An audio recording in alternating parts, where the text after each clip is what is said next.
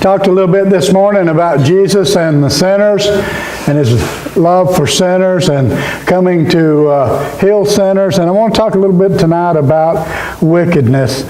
It's not a new thing. We look around the world and we see a lot of it in the world, and it's nothing new.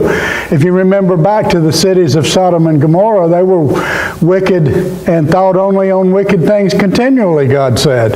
And so He destroyed that city. But you don't have to look around very far to see the evil and suffering that's wrapped around all of the evilness in the world. We have many wars that kill civilians as well as soldiers. We have violence of all sorts in every city.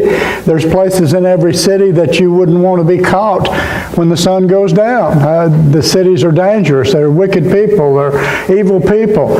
Maybe you've even been a victim of this evilness and wickedness. Maybe you've been a victim of crime, or maybe you've been a victim of injustice or prejudice. Some have asked, why does God permit wickedness in the world?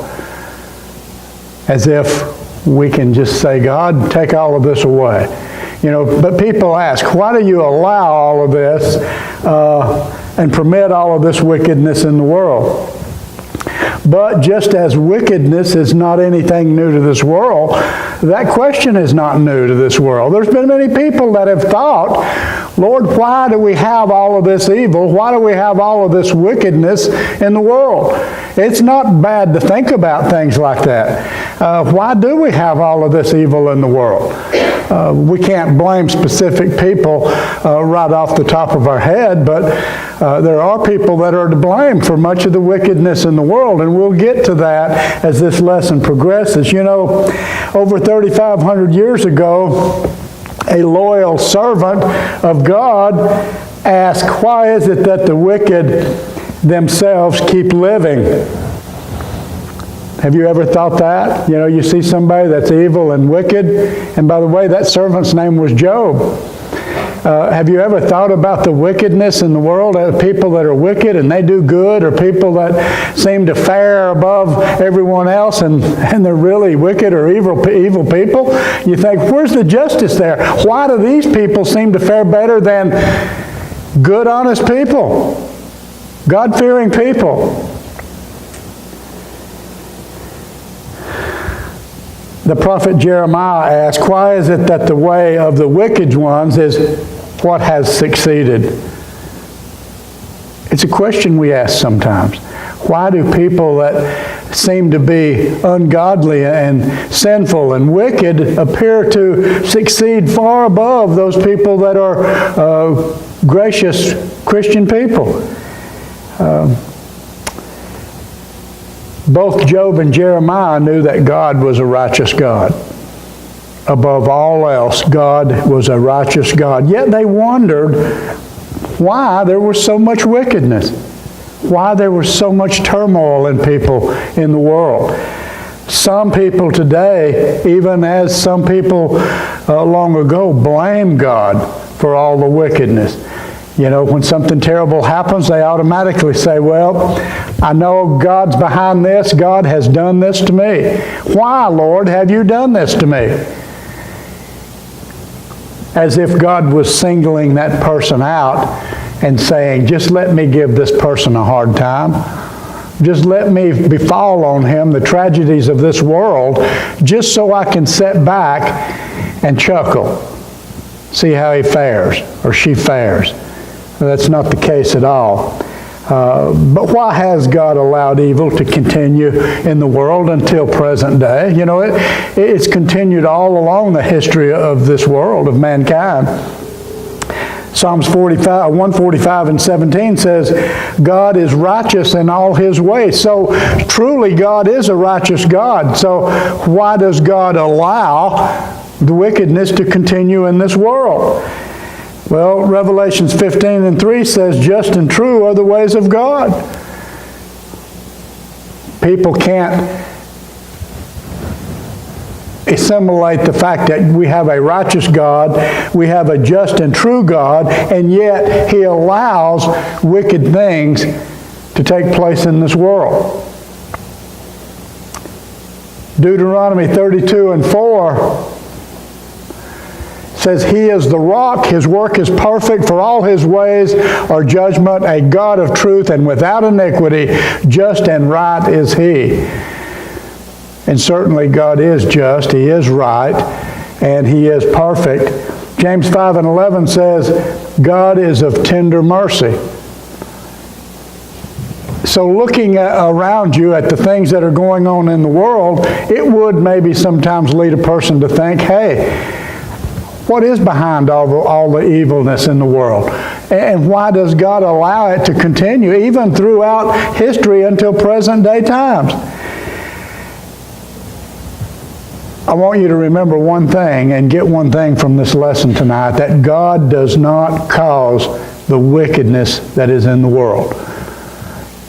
God does not cause it. He doesn't take favor in looking on the demise of people and hardships that people have. The disciple James wrote in chapter 1 and verse 13, when under trial, let no one say that I am being tried of God. God doesn't take favor in doing harmful things to people. It says, for which evil things God cannot be tried, nor does He Himself try anyone. You've heard the Bible verse that it rains on the just as well as the unjust. God does not tempt people with wickedness. God does not entice them to commit evil deeds and cause them to do evil things. So if God is not behind, and certainly He's not, if God is not behind all of the evilness and the wickedness in the world, then who's to blame? Who is to blame for all of this wickedness that's been in the world since nearly the beginning of time? Well, James 1, verse 14 and 15 says, but every man is tempted when he's drawn away of his own lust and enticed. Then when lust hath conceived, it brings forth sin, and sin, when it is finished, bringeth forth death. So that was our reading tonight.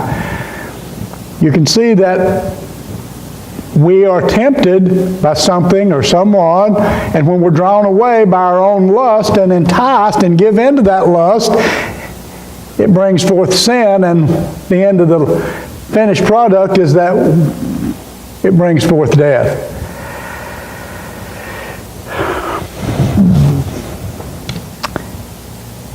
The power of sin can amplify wrong cravings.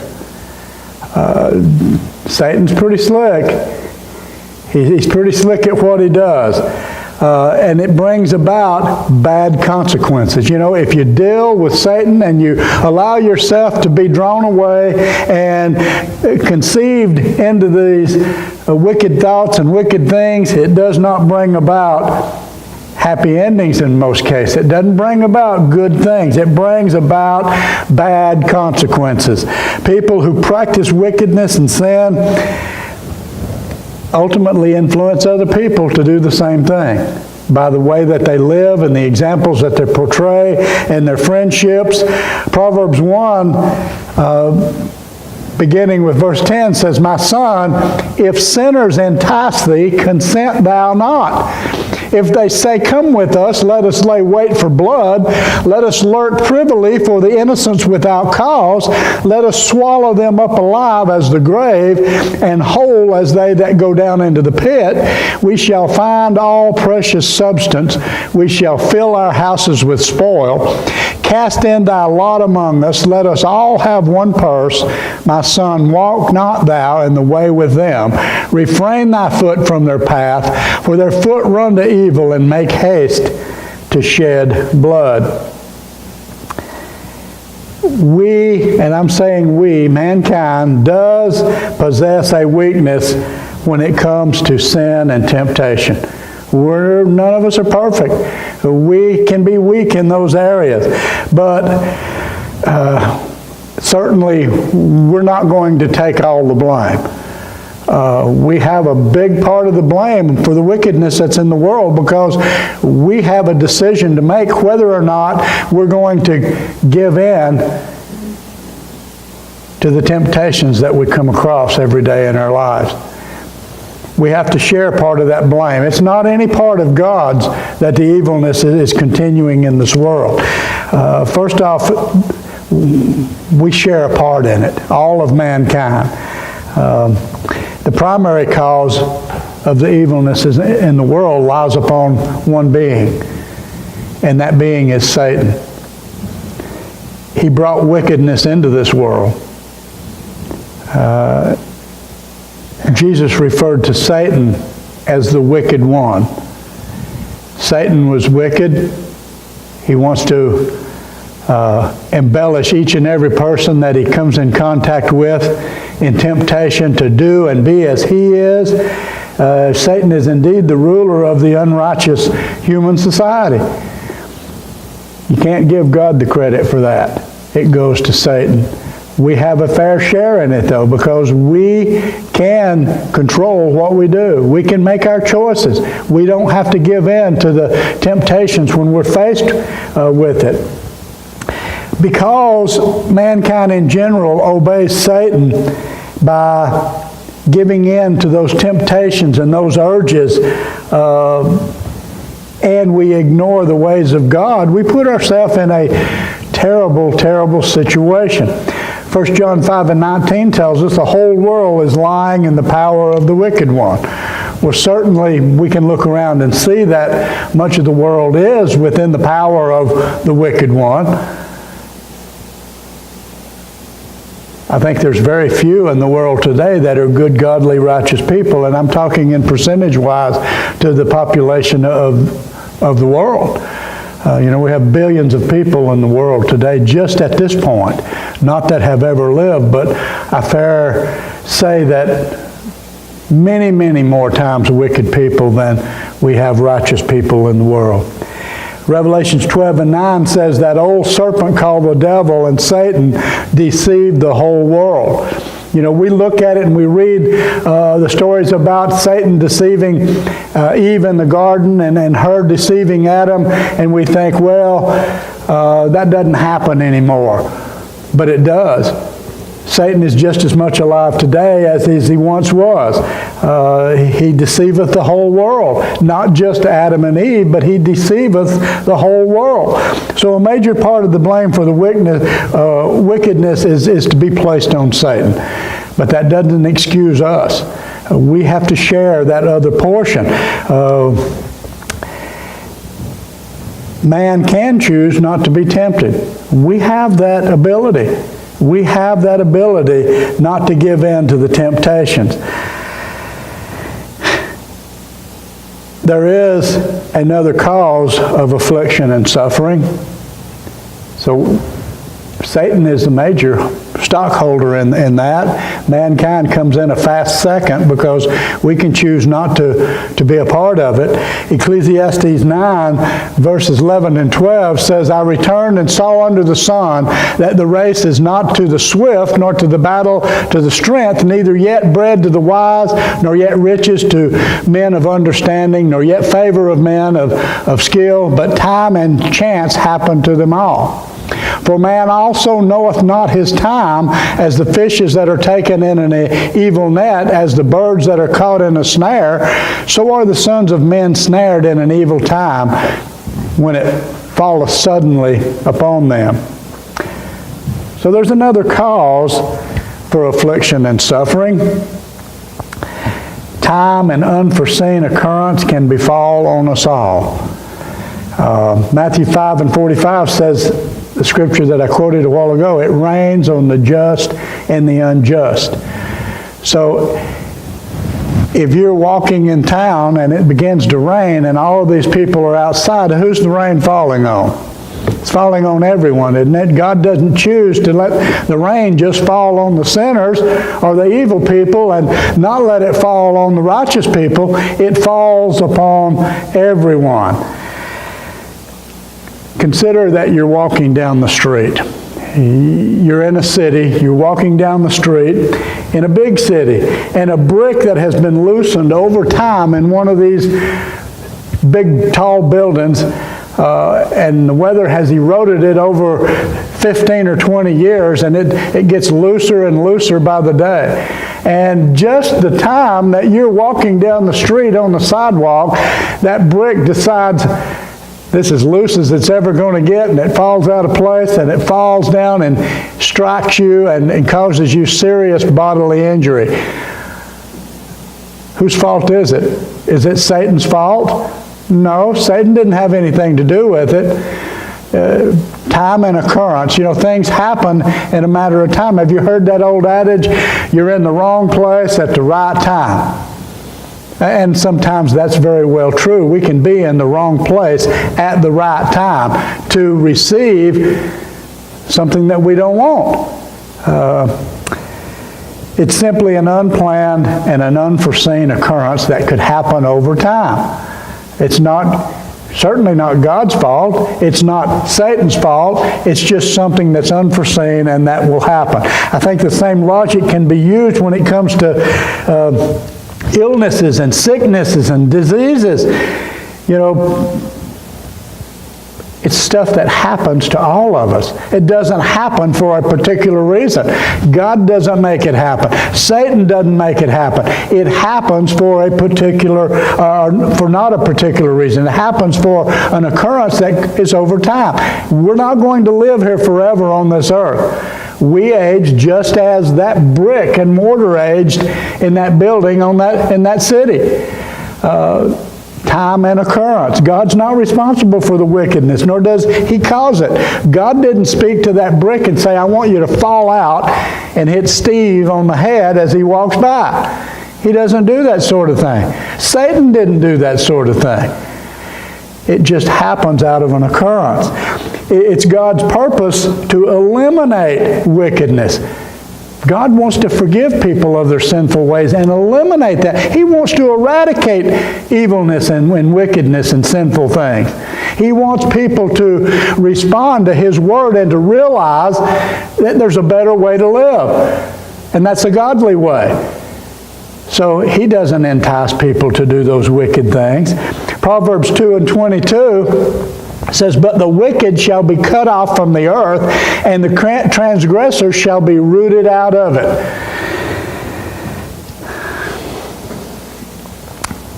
1 John 3:8 says, he that committeth sin is of the devil. For the devil sinneth from the beginning. For this purpose the Son of God was manifested, that He might destroy the works of the devil. So certainly God doesn't condone evil. He's not going to use evil to get back at you just because He can sit back and laugh and say, hey, look what I did. I caused that brick to hit Steve in the head. Or I caused this to do to this person or that, just to see how He's going to handle that. Now, granted, God may allow us to go through some things, and many times we learn from those experiences that we go through, but God doesn't condone the use of evilness toward His children, and He doesn't make evilness happen to us. He may have things in store for us and lessons for us to learn, but He can get them across without using evilness of this world to accomplish His will. God created the first man and the first woman. He created them in His image. And I'm not saying that Adam and Eve look like God. I'm saying that He created them in His image, and that He endowed them with a gift that set them apart from other things that He created, the other animals that He created. He created all the animals, didn't He? Adam named those animals. But not one of those animals were created in the image of God. So that set mankind apart from the rest of God's creation, because they were created in the image of God. Not that they looked like God, but that they had the ability to be a free moral agent. They could use that ability or a gift that the animals didn't have, either in a good way or a bad way. Which means we can make good choices, we can make bad choices. We could use that ability to choose and to make choices to love, to serve, to obey God, or not to do those things for God. We could select a course of independence from God and deliberately disobey Him and go the other direction. And sometimes we do that. Many times, especially in our younger life, we deliberately turn away from God and go the other direction. Sometimes we don't just walk away, we run in the other direction to get as far away from God as we can. We make that choice because we have that ability to make a choice. But to give Adam and Eve an opportunity to demonstrate their love for God, God placed them in the garden and placed one restriction on them. God created them. He put them in this beautiful place, this Garden of Eden, where He was going to care for them as long as they lived. Their every need, their every care. He put one restriction on them, that they could not eat of the tree of the knowledge of good and evil. The only restriction amongst everything. And it seems like when you tell a child, don't do something, guess what they do? They do that very thing. Well, that's what happened with Adam and Eve. God said, you can have and do anything that you want in this garden except one. Stay away from this one tree. It's forbidden. And the day that you eat of it, you'll surely die. All Adam and Eve had to do was to live in this earthly paradise and let God care for their every need for as long as they lived, and not touch that one tree, not eat of it. God was prepared to look after and take care of them for as long as needed be. That is, until Satan came around, that serpent. Remember, I said Satan takes the biggest chunk of the blame on the wickedness and the evilness in the world today. So Satan is the evil one. He come around to Eve. And in paraphrasing, he asked Eve, is it really true that God said you can't eat from every tree in this garden? Are you kidding me? God actually told you that you could eat from everything except this one tree right here in the middle of the garden? And He told you that you would surely die? He said, that's not true. He said, you'll surely not die. The tree is good. Its fruit is good. Eat of it. You'll surely not die. So at that point, Eve had a decision to make, didn't she? The more she looked at that tree, though, remember, when you tell a child not to do something, the one thing they want to do is, I know I'm not supposed to do it, but I'm going to do it. The fruit started looking desirable to Eve. And then the words kept going through her head, I'm sure, you'll surely not die. Eat of it. Well, she did, and we know the story. She gave Adam of the fruit to eat as well.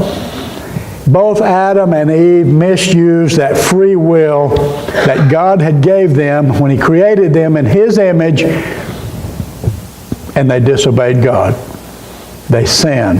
They became evil like Satan because they disobeyed God. Can you see the seriousness of what happened when Satan comes in and he tempts you and you give in to that temptation, and it's conceived within your heart to do that thing, and you do it? You've done a terrible thing.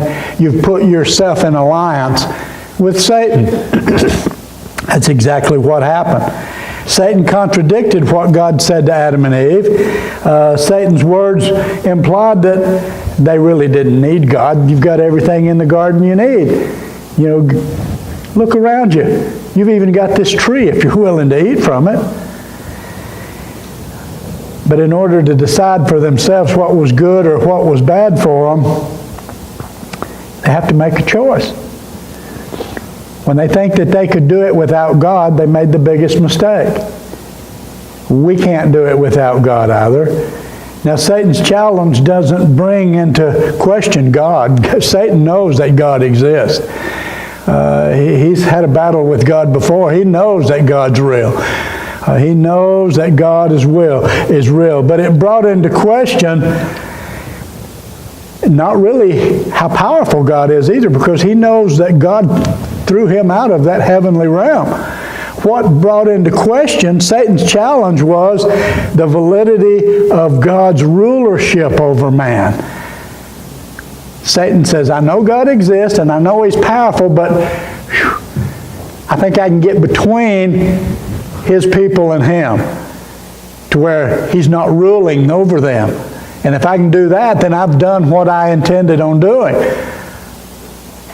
I can multiply my evil upon everyone. God's unquestionably stronger than Satan, but keep in mind God's power was not what Satan was questioning.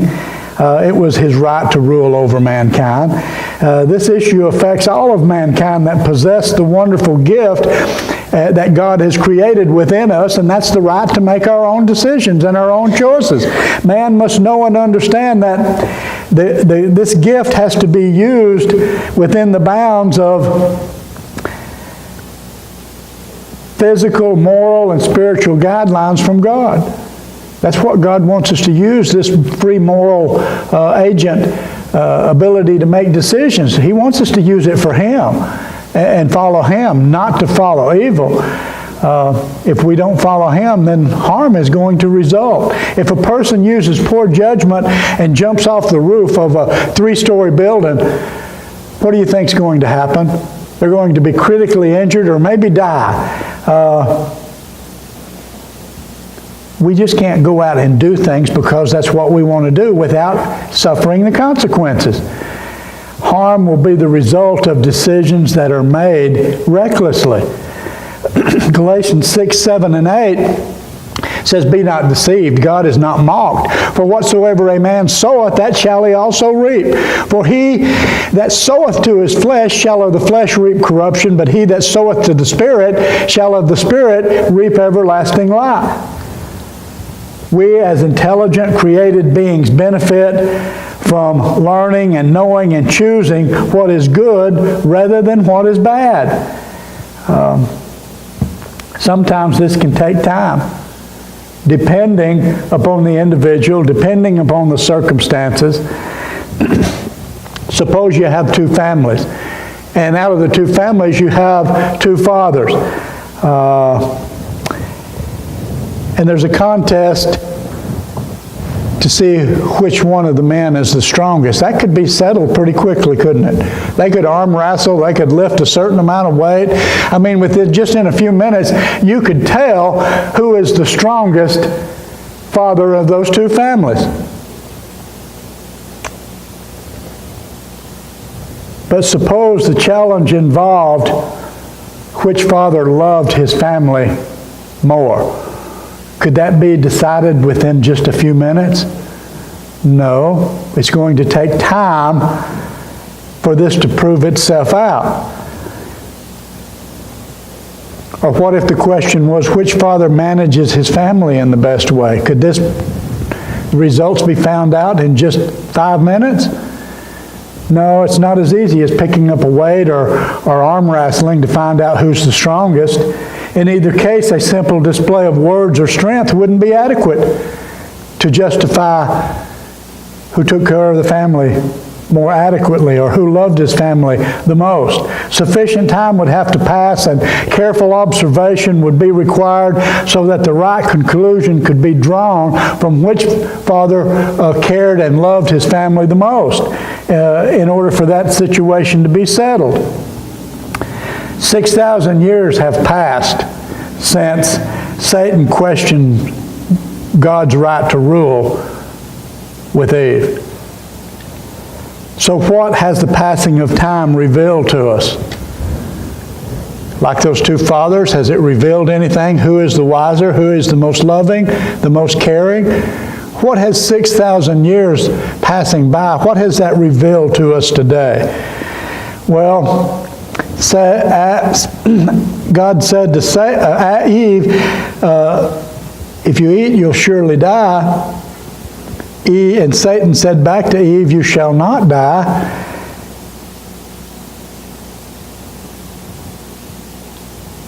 Satan, in effect, was calling God a liar.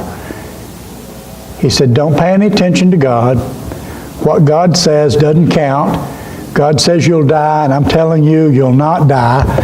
And 6,000 years later has proved that Satan is indeed a liar, because we know that God cast Adam and Eve out of the garden. He no longer cared for them. In fact, He burdened them with labor and childbirth and all of their descendants.